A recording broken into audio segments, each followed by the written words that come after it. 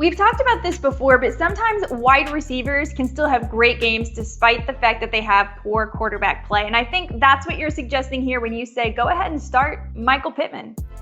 Right. It's not that I love Matt Ryan. I have to start him in one of my leagues, though. I'm not looking forward to that. But Michael Pittman, he's actually had a couple of stinkers in a row, right? 17 combined fantasy points in his last 2 games.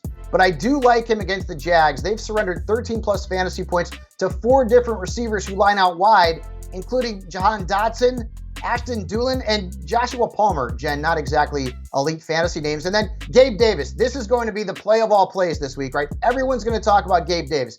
He went off last week. He was just an absolute fantasy monster. And the last time he played the Chiefs was in the 2021 postseason. He had 4 touchdowns. This is going to be a high-scoring game. Start Gabe Davis. I think that one's relatively obvious. You got a wide receiver on the sit list here. Also for the Steelers, that offense is kind of tricky right now. New quarterback, George Pickens looks like he could be the guy. And once again, you're saying maybe it's time to sit Deontay Johnson. Second week in a row. And last week he had, 11 points? It's not great. It's not great at all. And he's now put up 15.2 fantasy points in his last 2 games. That's not good. As you mentioned, we're seeing the rookie, Kenny Pickett, go to George Pickens more often. Right now, Deontay's still getting his targets. They're just not as good. Again, this is why I miss Ben Roethlisberger there.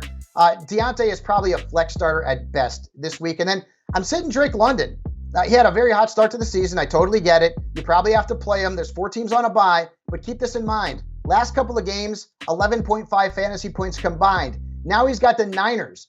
This defense has only allowed 1 wide receiver who's lined out wide to score more than 13.6 fantasy points against them this season. And the Niners are allowing just 12.2 fantasy points per game to wide receivers. That's tied for the fewest in the National Football League. So Drake London is a risk this week.